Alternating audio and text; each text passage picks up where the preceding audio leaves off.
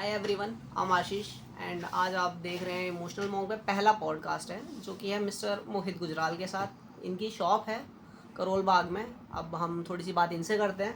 तो कैसा लग रहा है आपको? बढ़िया। बढ़िया। तो आप थोड़ा सा पहले बताइए कि व्यूअर्स को कि बेसिकली आप कौन हैं, क्या हैं, देन हम आगे चलते हैं। मेरा नाम है मोहित गुजराल। मैं born and brought up Delhi का हूँ। मेरे फादर जो है वो पंजाब के हैं, ग्रैंड पेरेंट्स पाकिस्तान से। डिवाइडेशन जब डिवाइड हुआ था उससे पहले। ओके। तो आपकी शॉप बेसिकली करोल बाग में है, काफ़ी अच्छी लोकेशन पे है, काफ़ी पॉश लोकेशन पे है एंड आपने इतनी अच्छी जगह शॉप को स्टेबल किया और ये सारी चीज़ें जो करी, तो इसके अंदर बहुत मेहनत लगती है, ऑफ कोर्स हाँ। बहुत मेहनत लगती है। तो आप थोड़ा सा अपने बैकग्राउंड बताओगे कि मैंने कैसे स्टार्ट किया आपने ये सब? स्टार्टिंग की थी मैं पहले लॉकडाउन की बात है, उस पर वायर बेचता था। एक एक वायर स्टेटस पे डाल के वो बेचता था। वायर कौन से वाले? यूएसबी केबल हो गई, हैंड फ्री हो गई, चार्जर्स हो गए, ये बेचता था लॉकडाउन में। एसेसरीज। एसेसरीज तो वो बिकने लगी, मुझे लगा कि अच्छा काम है। उसके बाद मैंने एक शॉप ली रिपेयरिंग की, सिर्फ जनकपुरी में। फिर रिपेयरिंग का काम थोड़ा चला, फिर मैंने कहा करोल बाग मेरी ऑलरेडी शॉप पुरानी है, यहाँ पे थी है, तो फिर मैंने वहाँ पे रेंट नहीं दे पा रहा था, वो शॉप क्लोज करके यहाँ पे सेटअप किया। तो यहाँ पे मैंने मोबाइल का काम डाला, एसेसरीज डाली, होलसेल में बल्क में ऑर्डर लिए। तो अब ठीक है, काम लाइन पे आ रहा है, धीरे धीरे बढ़ रहा है। ओके। तो एज अ शॉपकीपर, क्योंकि हम लोगों ने जो देखे हैं ना शॉपकीपर्स, वो काफ़ी या तो ओल्ड लोग होते हैं, काफ़ी अंकल टाइप के लोग होते हैं। बेसिकली आप काफ़ी मॉडर्न हैं और टैटूज वगैरह आपने इतना सब कैरी कर रखा है, तो हाँ। कैसे मेंटेन करते हैं एक, मतलब एक ट्रेंडी रहना और वहीं एक शॉपकीपर वाली इमेज, दोनों अलग अलग चीज़ें, कॉन्ट्राडिक्टरी चीज़ें, वो कैसे मैनेज करते हो आप? यार मैं तो सिंपल रहता हूँ, जैसा हो वैसा दिखो बस। ऐसा कुछ नहीं कि दुकान पे आए तो घड़ियाँ उतार दी, सब उतार दी कि देख रहे हैं अंकल जैसे लुक देनी है, ऐसा कुछ नहीं। जैसे तुम हो वैसे ही दिखो, जो है। और ये आपने जो पूरा टैटू करवाया है, ये मतलब कहीं से इंस्पायर्ड है ये कुछ, या फिर इसका टैटू कोई मैंने रीज़न है? करवाया था मैं जब 18 साल का था, तब मैं न्यूजीलैंड गया था। वहाँ पे ट्राइबल टैटूज होते हैं, ये ट्राइबल मौरी टैटू है, तो ये मैंने पूरा करवाया। उसके बाद ही मुझे शौक पड़ा ये। पहले मैंने चेस्ट तक करवाना था, बट कोई इंजरी हो गई थी मेरे शोल्डर में, शोल्डर डिसलोकेट हुआ था, सर्जरी हुई थी। तो पहले मेरी बेल्ट भी अच्छी थी, जिम में वगैरह जाता था मैं, जाता अभी भी, पर वो बेल्ट नहीं है अभी। फिर उसके बाद रुक गया। तो अब जब दोबारा बेल्ट धीरे धीरे बनेगी फिर टैटू भी बढ़ेगा। तो वो पूरा इंक्ड करवाओगे? हाँ, पूरा चेस्ट तक ये रॉक का टैटू है, जैसे रॉक ने द बनवाया था रॉक ऐसा। वाला हाँ। यहाँ तक का, चेस्ट तक का। ठीक है। आ, आप फ़ोन्स का पूरा काम करते हो, होलसेल है आपका और रिटेल भी है, और आपने बाहर बोर्ड पे लिख भी रखा है कि न्यू एंड ओल्ड जो फ़ोन है उनमें भी आप डील करते हो। तो उसमें बेसिकली काफ़ी सारे लोग आते हैं ना कि मेरा पुराना फ़ोन है, अब उनके पास कोई डॉक्यूमेंटेशन नहीं है, तो वो फ़ोन का नहीं, कैसे? उनका आधार कार्ड लेते हैं, आधार कार्ड की फ़ोटो कॉपी में IMEI नंबर लिखते हैं, उसके बाद उनके साइन कराते हैं। उसके बाद पूरा उनका फ़ोन हम लेते हैं चेक करके और अपना फ़ोन देते हैं। अच्छा। ID लेनी पड़ती है हमें, कल को कोई चोरी का फ़ोन होगा हमें दिक्कत हो जाएगी। एग्जैक्टली। एक चीज़ मैं आपसे पूछना चाहूँगा कि ऐसी कौन सी स्किल है जो आपने इतने टाइम में सीखी, मतलब 4-5 साल जो भी आपने शॉप में टाइम दिया। हाँ। कोई भी बिजनेस डेवलप होने में, खुद को बड़ा करने में टाइम लगाता है, तो ऐसी कौन सी स्किल है जो आप चाहते हो, मतलब कि और जनरेशन जो है, यंग जनरेशन है जो फ़ोन का काम स्टार्ट करना चाहती है, ऐसी तो ऐसी कौन सी स्किल है वो सीख सकते हैं? यार स्किल सिर्फ पेशेंस है, हर चीज़ में टाइम लगता है। नुकसान भी होते हैं, फ़ायदे भी होते हैं, पर नुकसान से अगर डर जाओगे फिर नहीं कर पाओगे, और रिस्क लेना पड़ता है। तो मैं तो बेसिकली वैसे ही पंजाबी तो रिस्क लेते ही हैं, रिस्क, लेना ही पड़ता है, चाहे हाँ। कोई भी हो, रिस्क लेना पड़ता है। तो बेसिकली मोहित भैया की जो स्किल है, जो गोल्ड स्किल है, वो है रिस्क टेकिंग कैपेसिटी हाँ, और पेशेंस। पेशेंस। पेशेंस तो चाहिए ही चाहिए, किसी भी काम में पेशेंस चाहिए। आप जिम जाओ, बॉडी बनानी है, उसमें भी पेशेंस चाहिए। ऐसे ही काम है, पेशेंस चाहिए। आपने वो देखी होगी web series 19, I think scam 1992, हाँ, हाँ, हाँ, ना? तो हाँ। उसके अंदर बोलता है ना, इश्क है तो रिस्क रिस्क है, वो वाला पर डायलॉग। वो तो रिस्क बेकार वाला है। वो रिस्क बड़ा अच्छा लगता है स्टार्टिंग में, जब फंसते हैं तो फिर बुरा हाल होता है। मतलब एक हम कह सकते हैं कि लिमिटेड रिस्क ले सकते हैं, या फिर एक हाँ, लिमिटेड, ये नहीं कि आप सब कुछ ही लगा दो ख़त्म कर दो। अगर आपके पास 100% है तो 60% का रिस्क आप ले सकते हो, 40 आपको रखना है। रखना। मैं एक चीज़ बताता हूँ कि हम इस चैनल पे जो डालते हैं वो इमोशन से रिलेटेड वीडियो डालते हैं। मेरा बैकग्राउंड साइकोलॉजी का है, अच्छा। तो मैं इमोशंस हो गए, एंगर मैनेजमेंट हो गया, इन सब चीज़ों के ऊपर वीडियोस डालता हूँ। तो मैं उससे रिलेटेड ही कुछ क्वेश्चंस पूछूंगा आपसे, जैसे कि आपने अपना 5 साल में जो भी काम इतना बड़ा किया है, तो इसमें काफ़ी ज़्यादा डाउनफॉल्स भी आए होंगे आपके लिए, बहुत। तो आपने उन्हें कैसे मैनेज किया? डाउनफॉल तो तभी है जब शॉप मैंने ओपन की थी 2 साल पहले करोल बाग में, तभी मेरा एक फ़ोन चोरी हुआ यहाँ पे। 40,000 का सैमसंग फ्लिप फ़ोन आता है, वो चोरी हुआ। उसके बाद 2-3 नुकसान और हुए। एक बंदे को पेमेंट दी, और सॉरी माल दिया, उसने पेमेंट नहीं दी, तो वो भी हुआ। लेकिन यही है, रिस्क अब लिया है तो झेलना पड़ेगा। ये सब चीज़ें काम करना है तो ये सब चीज़ें झेलनी पड़ेगी। ये तो लाइफ का पार्ट है, काम का पार्ट है। नहीं झेलोगे तो आप फिर सोचोगे मैं बंद कर दूँ, फिर बंद करने का ऑप्शन नहीं है। तो कभी कभी ऐसा भी होता होगा ना कि पेमेंट आपको किसी से लेनी है, अब गुस्सा आ रहा है, उस टाइम पे आप बहुत ज़्यादा गुस्सा हो रहा है, तो उस चीज़ को कैसे मैनेज करते हो? मैनेज करना पड़ता है। गुस्सा करके तो देखो पैसे आएंगे नहीं, प्यार से पैसे आते हैं। लड़के आप पैसे निकाल नहीं सकते, अब उसके पास है ही नहीं तो वो देगा ही कहाँ से। तो उसके लिए फिर भैया आपकी वो गोल्डन रूल काम करता है, पेशेंस। हाँ, क्योंकि जब बंदे के पास पैसे होंगे वो देगा। उसको भी काम करना है तो वो पैसे देगा ही देगा। हाँ। जिसको काम नहीं करना वो पैसे नहीं देगा। समझ लो कि उसको काम ही नहीं करना, वो आए ही मार्केट में पैसे खाने का। और एक चीज़ जो एक कस्टमर और एक शॉपकीपर के बीच में होती है, वो होती है पब्लिक डीलिंग। एक कस्टमर आपके पास आ रहा है, उसे कैसे डील करना है, उसके लिए आप कुछ एडवाइस कर सकते हैं कि मतलब कस्टमर डीलिंग कैसे अच्छी कर सकते हैं? देखो, कस्टमर जो है, कस्टमर से प्यार से बात करो, नेचर अच्छा रखो उसके आगे, उनसे ज़्यादा इरिटेट मत हो बस। क्योंकि यही है। कस्टमर हज़ार सवाल पूछता है, और कई बार होता है कि लोग वो तो irritate हो पूछेगा ना, वो पैसे खर्चा तो पूछेगा। आप भी कहीं जाओगे पैसे खर्च होगे तो पूछोगे, यही होता है। जाते हैं। तो अगर मैं बोलूँ, अगर बाई चांस चीज़ गलत मिल गई तो उसको नुकसान है। बट कई बार होता है ना काफ़ी ज़्यादा इरिटेटिंग कस्टमर आ जाते हैं शॉप पे, हाँ। तो उन्हें कैसे डील करना चाहिए?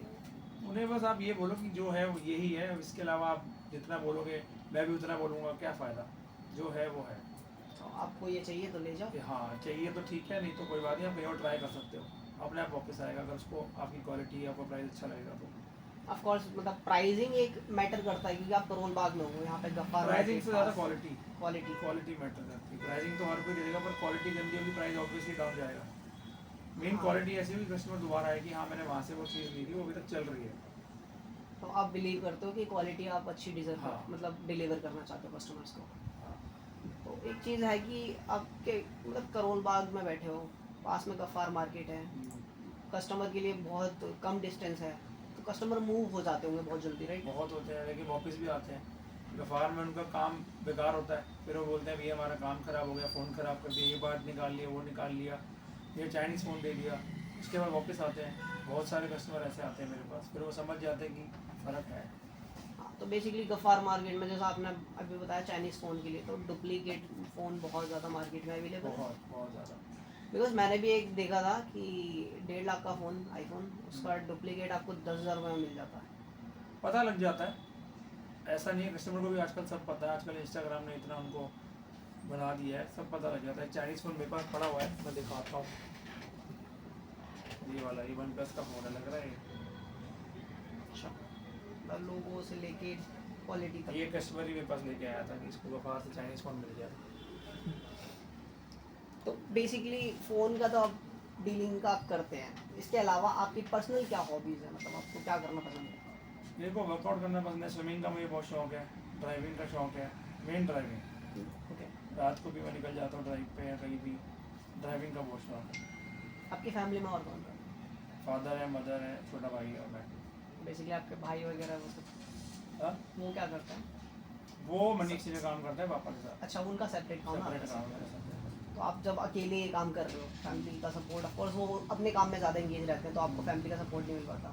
तो नहीं वो- मिलता है, अच्छा। मिलता है फैमिली सपोर्ट, बट हाँ इतना नहीं मिलता क्योंकि पूरा टाइम यहाँ पे नहीं है ना, मैं अकेला पूरा टाइम बैठता हूँ। ऑब्वियसली साथ बैठोगे तो पूरा सपोर्ट होता है कि ये समझ नहीं आ रहा वो पूछ लो, मुझे रात को पूछना पड़ता है, दिन में सुबह आने से पहले तो पूछ लिया। अच्छा, तो अगर मैं एक चीज़ और पूछूं कि हॉबीज़ में आपको क्या पसंद है? हॉबीज़ में मेरे को बॉडी बिल्डिंग पसंद है, अभी मैं कर नहीं पा रहा हूँ कुछ टाइम से। और स्विमिंग पसंद है, मार्शल आर्ट्स पसंद है, मार्शल आर्ट्स में कर रहा हूँ मैं। अच्छा। मैं ब्राउन बेल्ट हूँ। ज़्यादा ऊपर नहीं किया, ब्राउन बेल्ट तक ही था, तब इंजरी हो गई थी मुझे कोई शोल्डर वाली, उसके बाद मैं कंटिन्यू नहीं कर पाया। और ड्राइविंग का शौक है, ट्रैवलिंग का शौक है, यही हॉबीज़ है बस। अगर मैं आपसे पूछूं कि अगर शॉपकीपर ना होते, अगर मोहित गुजराल शॉपकीपर ना होते, तो वो क्या होते, क्या बनना चाहते? तो मैं जिम खोलना चाहता था। अच्छा। मतलब रिटेल शॉप या होलसेल ही मेरा इंटरेस्ट नहीं था, मेरा जिम खोलने का बचपन से ही, मतलब जब होश आया उसके बाद से ही जिम का मेरा शौक, बॉडी बिल्डिंग में बॉडी इंटरेस्ट बिल्डिंग था की। और मैं उसी जिम से करूँ रिलेटेड। और लोगों को पंप करूँ, लोगों को ट्रेन करूँ और उनको बताऊँ कि ऐसे नहीं ऐसा होगा, क्योंकि मैंने इतने स्टेरॉइड्स लिए अपनी ज़िंदगी में, इतने सप्लीमेंट लिए, सब बेकार है। ये समझाने का मेरा बड़ा उनको मन करता है। मैं अपने जिम में भी बोलता रहता हूँ, अपने पर्सनल एक्सपीरियंस से जो है जो वो छोटे भाई आते हैं उनको हाँ। समझाता हूँ कि ये सब बेकार चीज़ है। तो जिम की तरफ आपका इंटरेस्ट था हम्म। और वो आपकी शोल्डर इंजरी की वजह से आप कंटिन्यू नहीं कर पाए। हाँ। राइट, ठीक है। पेशेंस की हमने बात करी, हम्म। हमने अभी बात करी कि एक शॉपकीपर कैसे रिलेशन बिल्ड कर सकता है, और आपने हॉबी के बारे में बताया। आपने मेरे को लास्ट टाइम हमारी जब बात हुई थी तो आपने बताया था कि आपको ट्रैवलिंग भी पसंद है, राइट? हाँ। तो ट्रैवलिंग के लिए आपका क्या व्यू है, मतलब कि ट्रैवलिंग इंसान को क्यों करना चाहिए? ट्रैवलिंग के लिए ये है कि ट्रैवलिंग से एक तो दिमाग शांत हो जाता है, ठीक है, और आपको ऑब्वियसली दिल्ली में इतना पोल्यूशन है, बाहर जाके तो अच्छा लगता ही है और थोड़ा सीखने को मिलता है, नए नए लोगों से मिलते हो आप, तो ट्रैवलिंग थोड़ा हील करता है आपकी बॉडी और माइंड को। माइंड हीलिंग में आप बिलीव माइंड करते हीलिंग, हो? हाँ। आप कुछ ट्रैवलिंग के अलावा और कुछ करते हैं जो कि मतलब आपका स्ट्रेस वगैरह दूर हाँ, करते वर्कआउट करता हूँ मैं, जिम Workout? जाता हूँ, वर्कआउट करता हूँ, स्विमिंग करता हूँ गर्मियों में, आजकल तो वैसे स्विमिंग का मौसम है, ये सब सही रहता मतलब है। फिजिकली अपने आप को एक्टिव रखने से हाँ। माइंड को काफ़ी ज़्यादा रिलैक्स मिलता है। और सबसे बड़ी बात है वेज, मैं पहले नॉनवेज खाता था बहुत ज़्यादा, तो गुस्सा और गर्मी ये सब बहुत आती थी। जब से वेजिटेरियन हुआ, मेरे को 4 साल हो गए, 3.5-4 साल, तब से मैंने नॉनवेज छोड़ दिया। उसके बाद से थोड़ा अच्छा लगता है, आपको वेज से नींद भी अच्छी आएगी, वर्कआउट भी अच्छा होगा, शांत भी रहोगे, बहुत अच्छा, बहुत फ़र्क पड़ता है। तो वेजिटेरियन में कन्वर्ट होने का कोई स्पेसिफिक रीज़न आपका? पहले तो ये रीज़न था कि मैं कुछ खाता था नॉनवेज तो मेरे स्टमक अपसेट हो गया है, कुछ होता था। फिर उसके बाद मैंने 1-2 बार कटता हुआ देख लिया, और फिर उसके बाद मैंने एक डॉग पाला, अपने पेट रखा है डॉग। तो जब उसको पाला मुझे लगा कि यार इसको हम पाल रहे हैं और उनको मारते हैं, तो फिर मैंने छोड़ दिया। तो डॉग के साथ आपका बॉन्ड कैसा है? बहुत अच्छा है। Cute dog? हाँ, लीगल है। ओके। एक होता है ना कि जब हम किसी पैट को अपने घर में लेके आते हैं तो उसके बाद ना काफ़ी ज़्यादा चेंजेस आते हैं हमारी लाइफ में और फैमिली के लिए भी, क्योंकि एक न्यू मेंबर फैमिली में ऐड हो रहा है। कुछ चीज़ें हमें उसके हिसाब से अपने आप को एडजस्ट करना पड़ता है, लाइक वॉक के लिए लेके जाना है या उसकी डाइट का प्रॉपर ध्यान रखना है। हाँ। वो एक फैमिली के मेंबर की तरह होता है। तो आपने जब डॉग लेके आए थे, आपकी फैमिली का क्या रिस्पॉन्स था उस पर? उनको तो पसंद ही नहीं था, मैं बस बिना बताए ले आया। मेरे छोटे भाई का बर्थडे था तो मैं उस दिन ले आया, तो धीरे धीरे उनको प्यार हो गया, वो छोड़ते ही नहीं, अब उनको ज़्यादा लगाव है। आपसे ज़्यादा मेरे उनको से लगाव ज़्यादा हो उनको गया। लगाव है। हाँ, तो आपको पता है कि डॉग्स की लाइफ जो है 11 साल रहती है। हाँ, 11-12 साल। 11-12 साल रहती है। तो ये मोमेंट आएगा एक जब आपको ये सब चीज़ फेस करनी पड़ेगी। Are you prepare for that? हाँ, वो तो सब जो आया वो जाएगा, वो तो सबकी लाइफ में ही है, चाहे डॉग हो या इंसान हो, जो आया है वो तो जाएगा ही जाएगा। कोई उस बात टाइम नहीं। पे कैसे तब तक तो अच्छा रहेगा। हाँ, मतलब अभी जब तक है उसके साथ जितनी ज़्यादा हाँ, मेमोरीज बना हाँ, सकते हो तब तक उतनी ज़्यादा मेमोरीज उतनी बनाओ, memories बनेगी। उतना अच्छा करो। और ऐसी कोई चीज़ है जो आप मतलब कोई इंसिडेंट जो आप शेयर करना चाहते हो, जो आपको लगता है कि हाँ ये चीज़ है मैं अपने व्यूअर्स को बताना चाहूँगा टेक्नोलॉजी से रिलेटेड? फ़ोन के बारे में हम बात करेंगे।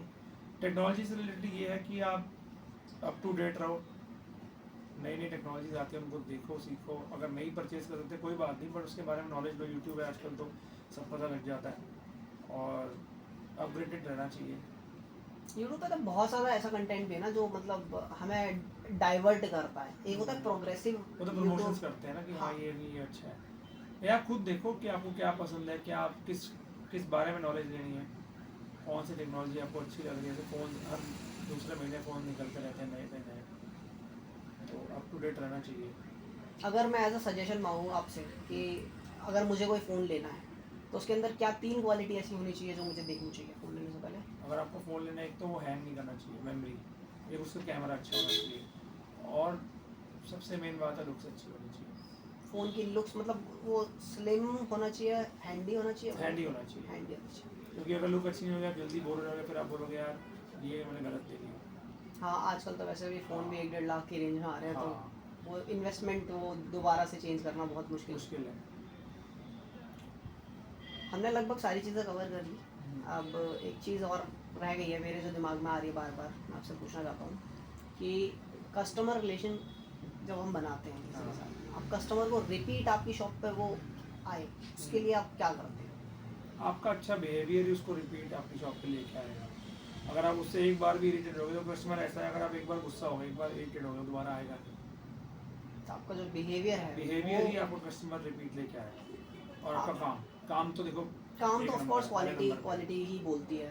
तो आपको क्या लगता है, आजकल हम देखते हैं कि एक नाम रिवील करना चाहिए नहीं, मुझे नहीं पता, एक जेजे कम्युनिकेशन है बेसिकली, आपने भी देखा है, वो बहुत ज़्यादा मतलब बड़े यूट्यूबर्स को लेके आते हैं अपनी शॉप पे और वो ब्रांडिंग वाला करते हैं, ब्रांडिंग बट प्रमोशन ज़्यादा करते हैं वो। हाँ तो उसका नेगेटिव इम्पैक्ट भी पड़ता है, क्योंकि मैंने भी देखा है कि सबको ही आईफोन चाहिए, मतलब 12th और 11th के हैं जो जनरेशन है, ठीक है, जो अभी स्टूडेंट है, उनकी ज़रूरतें शायद एक 10-12 हज़ार के फ़ोन में भी पूरी हो सकती है, बट क्योंकि वो देख रहे हैं इतना ज़्यादा यूट्यूब पे iPhone पे बहुत आईफोन पे यूज़ कर रहे हैं। स्विच कर रहे हैं, तो उसका एक वो बैड इम्पैक्ट भी है ना।